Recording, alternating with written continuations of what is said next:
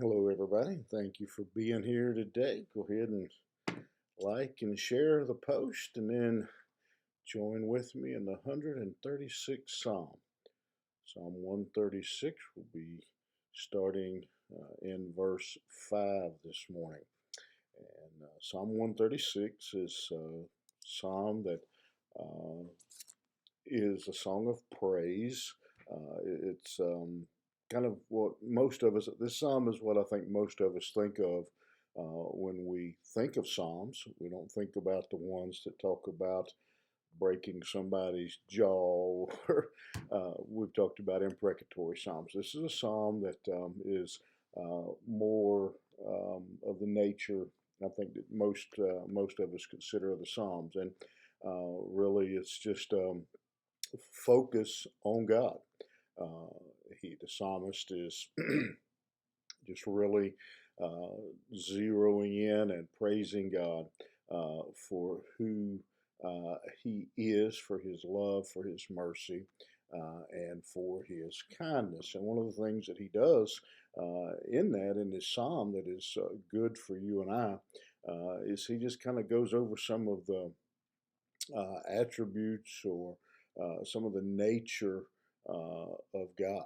And for example, and some of and who he is, that might be a better way of saying it. So, for example, if we start in verse 5 today, it says, "To him that by wisdom made the heavens, for his mercy endureth forever.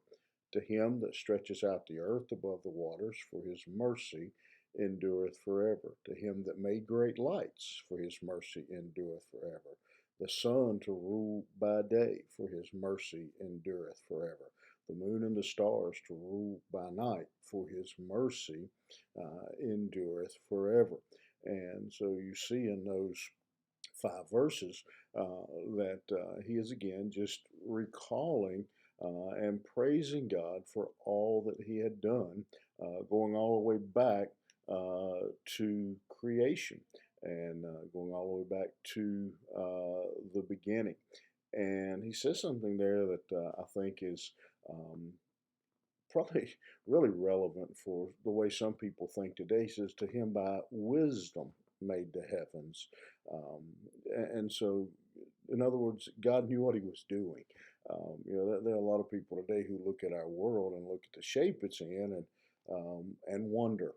Maybe even some Christians, sometimes we wonder, what was God thinking? What was, that he created a world and look what a mess it is. But the psalmist reminds us here that in his wisdom, even, and then that expands in so many ways, expands to how complicated and diverse our creation is. Just look at the human body. I read, and I'm sure inflation's changed it since I read it years ago, that you could buy the chemicals, the materials needed to make a human body at your local drugstore for about $18. And again, I'm sure it's probably more like 50 or 60 now with inflation. But again, because you have those chemicals, don't mean you can do it. Um, and again, you look at the way the body works together and the way um, go read, Google lightning and see how dependent we are on lightning for our survival. And the wind, and how God has designed our world. And he says he's done it in his wisdom, the waters and the whole evaporation cycle. I mean, when you stop and look at the creation of God, and how he has again put things together and how things are so interconnected that the honeybee, how we need a simple bee to pollinate um, our plants, and it's just amazing how God has put our creation together. And it just again shows his wisdom. It shows his mercy. The moon he talks about here. We know how the moon, the effect on our tides. It's just amazing. The psalmist says, and this statement that he's making may seem, again, like for a lot of people, well, I knew that. I knew God created everything. But again, it shows us God's authority and power, it shows Him through creation.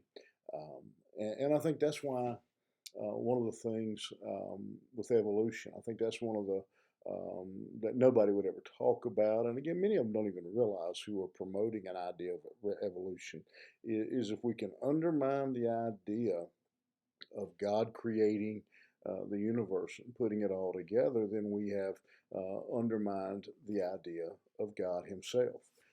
And so this psalm, these few verses are just magnificent words for you and I to dwell on and to consider. And as we consider again just the greatness of God that is revealed to us through creation, through nature, through what God has done in our world.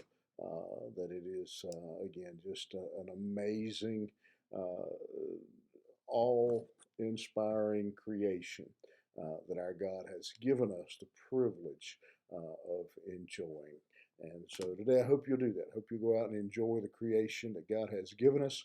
And most of all, remember not just the creation, but the Creator.